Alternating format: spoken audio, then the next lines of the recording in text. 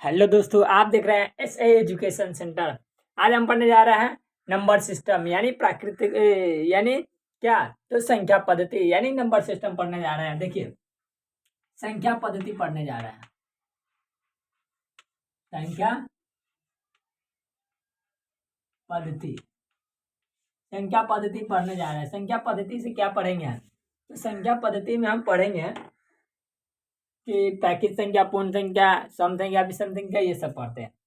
दोस्तों, प्राकृतिक संख्या हम पहले समझते हैं कि प्राकृतिक संख्या किसे कहते हैं। तो दोस्तों, जो हम गिनते हैं, गिनती की संख्या को प्राकृतिक संख्या कहते हैं। जैसे 1 2 3 4 5 6 7 8 इनफाइनाइट यानी अनंत तक, यानी गिनती की संख्या को क्या कहते हैं? तो प्राकृतिक संख्या कहते हैं। देखिए, गिनती की संख्या को प्राकृतिक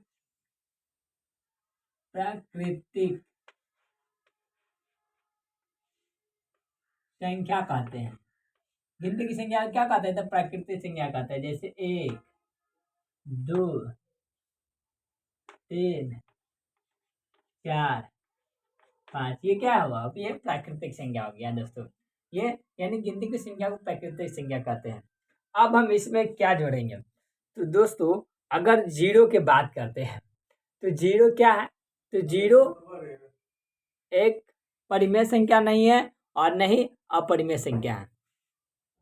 जीरो की बात करते हैं दोस्तों, तो जीरो जो है हमारे एक महान वैज्ञानिक, भारतीय महान वैज्ञानिक आर्यभट्ट, जिन्होंने जीरो को खोज किया। दोस्तों, जीरो को खोज से पहले यहाँ प्राकृतिक संख्या ही था, यानी जब जीरो नहीं मिला था तो प्राकृतिक संख्या का ही यूज हो रहा था। दोस्तों, अगर हम बात करते हैं तो पहले के जमाना में 1 2 3 4 5 6 लिखा जाता था, और जब 20 तक या 10 के बाद आता था तो मैथ में इसको हम 20 ऐसे नहीं लिखते थे, 10 ऐसे नहीं लिखते थे और 20 ऐसे नहीं लिखते थे। इसको हम हिंदी में 10 लिखते थे ऐसे, और हिंदी में 20 लिखते थे, ऐसे लिखते थे। यानी जीरो का खोज नहीं हुआ था तो प्राकृतिक संख्या का ही प्रयोग होता था। लेकिन जैसे जीरो का खोज हुआ तो इसमें क्या मिल गया? जीरो मिल गया, तो इसे क्या नाम दिया गया? तो इसे पूर्ण संख्या नाम दिया गया। देखिए, इसे पूर्ण संख्या नाम दिया गया, जो कि जीरो से स्टार्ट हुआ, यानी 0 1 2 3 3 ऐसे कर करके इनफाइनाइट तक चल जाता है। तो दोस्तों, आप समझ गए कि पूर्ण संख्या कहाँ से आया? तो पूर्ण संख्या पहले जो था प्राकृतिक संख्या ही था, लेकिन अब यानी जब जीरो का खोज आर्यभट्ट ने किया तो पूर्ण संख्या का ज्ञात हुआ। तो पूर्ण संख्या लिखा जाता है ऐसे, जीरो से 0 1 2 3 4। तो दोस्तों, कहा गया कि सबसे छोटी संख्या, सबसे छोटी पूर्ण संख्या कौन सी है? तो वो जीरो होगा। और सबसे छोटी प्राकृतिक संख्या कौन है? तो 1 होगा। अगर पूछे जाए कि सबसे छोटी प्राकृतिक संख्या में सम संख्या कौन है, तो सम संख्या का बात किया जाए तो 2 आएगा। 2 क्या है? ये सम संख्या है और सबसे छोटी प्राकृतिक संख्या है। तो दोस्तों, आप समझ गए कि 2 जो है वह सम संख्या है। अब हम समझते हैं क्या? तो अब हम समझते हैं प्राकृतिक संख्या, पूर्ण संख्या समझ गए। अब हम सम और विषम पर आते हैं। तो दोस्तों, अगर हम बात करते हैं यहाँ कि प्राकृतिक संख्या, सभी प्राकृतिक संख्या पूर्ण संख्या हो सकती है, सभी प्राकृतिक संख्या पूर्ण संख्या हो सकती है, लेकिन सभी पूर्ण संख्या प्राकृतिक संख्या नहीं हो सकती है। क्योंकि देखिए, पूर्ण संख्या में 0 है लेकिन प्राकृतिक संख्या में 0 नहीं है, तो ये नहीं हो सकता।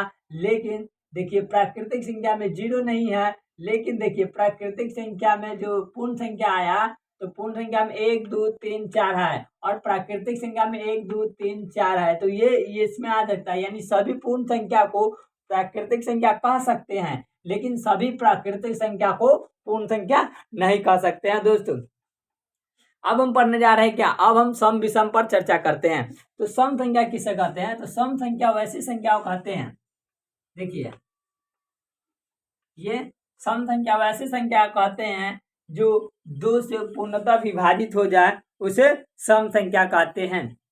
जैसे हम देखते हैं 2 से पूर्णतः विभाजित हो जाएगा, जैसे 4 6 6, 8, 10, ये सब कौन सी संख्या है? तो ये सब सम संख्या है दोस्तों, सम संख्या। अब प्राकृतिक विषम संख्या पे आते हैं। तो दोस्तों विषम संख्या जो है,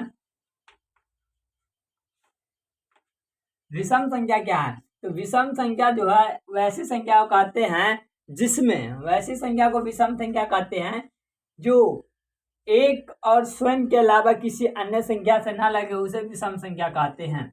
जैसे देखिए 1, 3, 5, 7, 11, ये सब क्या है? तो ये सब विषम संख्या है, यानी ये सब विषम संख्या है दोस्तों।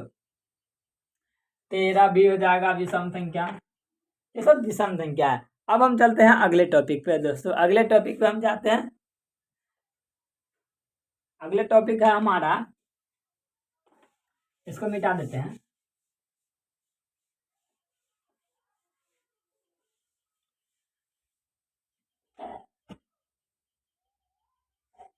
अब हम बात करते हैं कि क्या सम संख्या, प्राकृतिक संख्या हमने पूरा पढ़ा था। अब हम बात करते हैं कि क्या सम संख्या जोड़, सम संख्या प्लस या माइनस सम संख्या बराबर सम संख्या ही होगा। जैसे हम बात करते हैं कि सम संख्या 2 सम संख्या है, जोड़ 6 सम संख्या है, तो क्या होगा? 8 आया, यानी ये भी सम संख्या आया है, ये भी सम संख्या आया। फिर 2 माइनस 6, तो 2 में से 6 में से 2 जाएगा तो 4, ये भी क्या सम संख्या आ गया। यानी इससे यह निष्कर्ष निकलता है कि सम संख्या जोड़ सम संख्या क्या आएगा? सम संख्या ही आएगा। अब हम बात करते हैं विषम संख्या।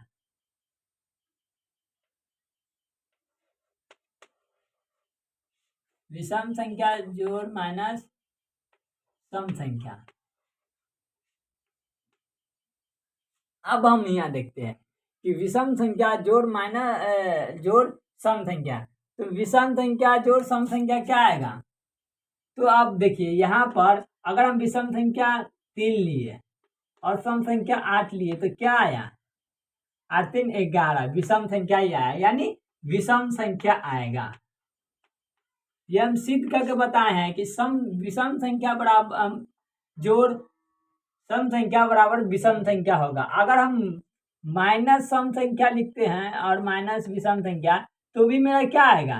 तो भी हमारा 5, यानी ये भी विषम संख्या ही आएगा। तो यानी विषम संख्या जोड़ या माइनस सम संख्या बराबर क्या आएगा? विषम संख्या। यानी सम संख्या जोड़ सम संख्या जोड़ेंगे तो सम संख्या आएगा, और विषम संख्या जोड़ सम संख्या जोड़ेंगे तो विषम संख्या आएगा, और माइनस करेंगे तो भी विषम संख्या आएगा। देखिए हमने यहाँ पर सिद्ध कर लिया। अब हम चलते हैं कि विषम संख्या और विषम संख्या कौन सी संख्या आता है। अब हम देखते हैं, देखिए विषम संख्या जोड़ माइनस विषम संख्या, तो विषम संख्या जोड़ माइनस विषम संख्या क्या आएगा? हम यहाँ पर देखते हैं दोस्तों। देखिए विषम संख्या क्या है? तो विषम संख्या हम 3 लिए, जोड़ है तो जोड़ लिए। अब फिर विषम संख्या हम लेते हैं, फिर विषम संख्या क्या? 5 लेते हैं हम। तो विषम संख्या जोड़ विषम संख्या 3 और 5 कितना आ जाएगा? 8, यानी ये सम आ गया कि नहीं? 8 जो कौन सी संख्या है? 8 सम संख्या है, तो ये कौन सी संख्या आ गया? ये सम संख्या आएगा। यानी आप निष्कर्ष निकालते हैं, सिद्ध किए हैं, तो पता चला है क्या कि विषम संख्या प्लस विषम संख्या बराबर सम संख्या होगा। समझे? माइनस भी अगर हम विषम संख्या 11 लेते हैं और माइनस विषम संख्या 7 लेते हैं, क्या 7 छोड़िए, माइनस विषम संख्या 13 लेते हैं, तो कितना आएगा? 2 आया। यानी ये दो कौन सी संख्या है? ये भी सम संख्या है, ये भी कौन सी संख्या? सम संख्या। यानी पता ये चला कि विषम संख्या जोड़ विषम संख्या को जोड़ेंगे तो विषम नहीं सम आएगा, लेकिन सम और विषम यानी एक सम और एक विषम को जोड़ेंगे तो कौन? विषम आएगा। चाहे एक सम या विषम को घटाएंगे तो भी विषम ही आएगा। लेकिन जोड़ा को अगर देखिए यहाँ जोड़ा है, सम और सम को जोड़ेंगे तो सम आया, विषम को जोड़ेंगे तो सम आया, यानी विषम एक ही आएगा और सम 2 आएगा। सम को जोड़ेंगे जोड़ सम आएगा, विषम विषम को जोड़ेंगे तो विषम आएगा, या घटाएंगे तो ही विषम आएगा। तो दोस्तों आप समझ गए यहाँ पर। अब हम आगे चलते हैं इसको मिटा करके, आगे क्या, हाँ आगे चलते हैं, इसको मिटा देते हैं फिर हम समझाते हैं आपको। नंबर सिस्टम को बेसिक से समझा देते हैं, फिर क्वेश्चन आंसर अगले क्लास में होगा। यहाँ पर हम बेसिक समझा देते हैं हल्का। अब हम आते हैं कहाँ, तो अब हम आते हैं अपनी टॉपिक पे। तो प्राकृतिक संख्या से हमने शुरू किया था, प्राकृतिक संख्या।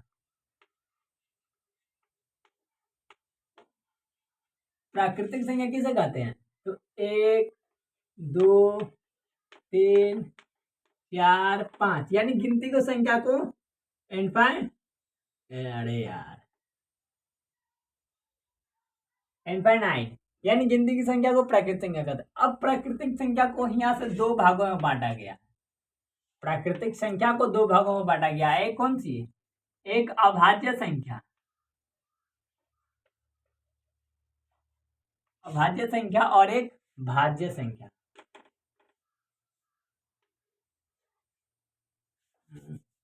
भाज्य न लिखा आएगा तो क्या लिखा रहा, एक भाज्य संख्या। अब हम यहाँ से समझेंगे कि भाज्य और अभाज्य में क्या अंतर है। तो इसको हम पहले, इसको हम इंग्लिश में क्या कहते हैं, प्राइम नंबर, PRIME, प्राइम। और उसको क्या कहते हैं, तो इसको कहते हैं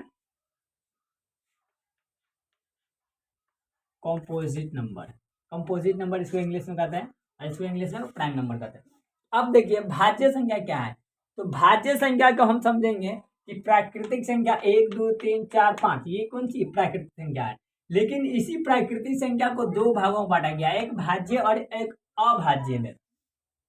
अब हम भाज्य और अभाज्य में पता करते हैं। तो दोस्तों देखते हैं, 1 2 3 4 5 6 7 8 9 1 10।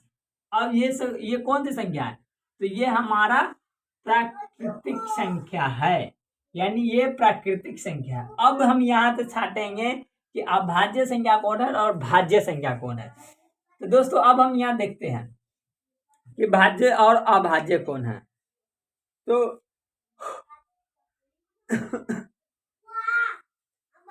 देखिए एक जो है, एक कौन सी संख्या, एक अभाज्य संख्या है।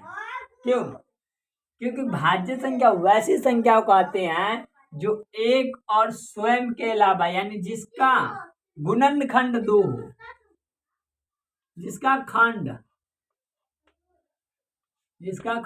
2 हो, उसे भाज्य संख्या कहते हैं। और जिसका खंड 2 से अधिक हो, जिसका खंड 2 से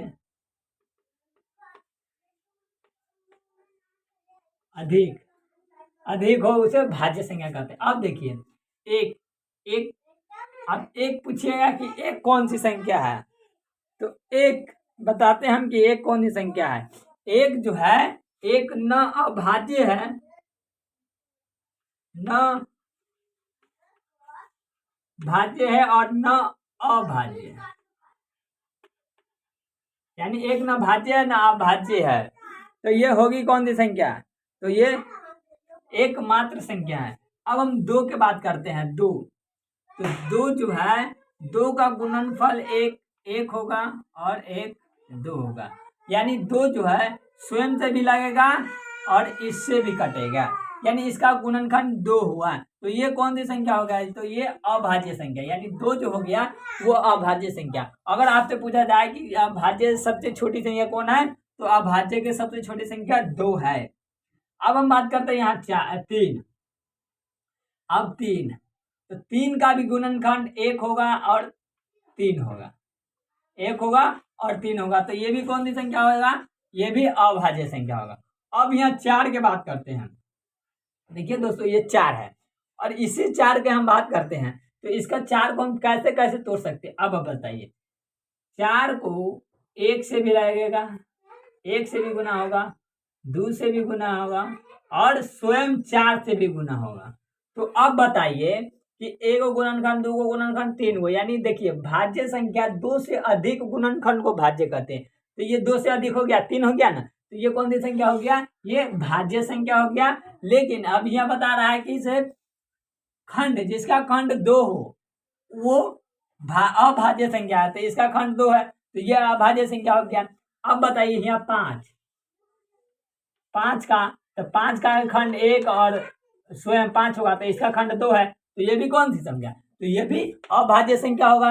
लेकिन अब फिर बात करते हैं 6 को बात करते हैं। तो 6 जो है, 6 को हम 1 से गुणन करते हैं, 1 गुणनखंड है, 2 गुणनखंड है, 3 गुणनखंड है, 6 स्वयं गुणनखंड है। तो यानी इसका गुणनखंड कितना हो गया, 4। तो यानी 2 से अधिक हो गया, तो ये 4 हो गया, तो ये कौन सी संख्या हो गया, तो ये भाज्य संख्या हो गया। तो दोस्तों आप लोग भाज्य और अभाज्य में अंतर समझ लिए। अब हम अगली क्लास में हम बात करेंगे कि आगे क्या होगा। आगे हम पढ़ेंगे प्राइम नंबर का डिटेल्स फुल और इसका एग्जाम्पल कुछ देंगे, तो आप लोग क्वेश्चन आंसर कीजिएगा क्लास 2 में। तो आज की क्लास हम यहीं पर समाप्त करते हैं। जय हिंद दोस्तों।